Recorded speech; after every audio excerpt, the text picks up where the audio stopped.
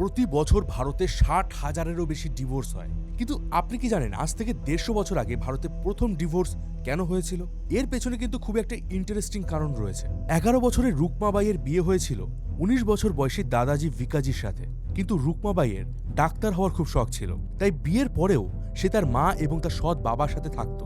আর এটা তার হাজবেন্ডের একেবারেই পছন্দ ছিল না, তাই সে রুকমার অ্যাগেনস্টে বিবাহ অধিকার পুনঃস্থাপনের মামলা করেন। কেসটা কোর্টে উঠলে রুকমাবাই বলেন, যখন তার বিয়ে হয়েছিল তখন সে খুবই ছোট ছিল, তাই এই বিয়েতে তার মতামত নেওয়া হয়নি। এখন সে পড়াশোনা করতে চায়। কিন্তু ১৮৮৭ সালে যখন কোর্টের জাজমেন্ট আসে তখন তাকে বলা হয় যে তাকে ৬ মাসের জন্য সাজা ভোগ করতে হবে, আর নইলে তাকে তার স্বামীর সঙ্গেই থাকতে হবে।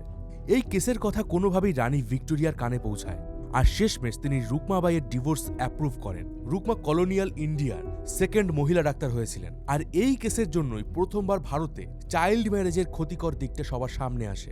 এখান থেকেই ভারতে মডার্ন ফেমিনিজমের ধারণা আসে।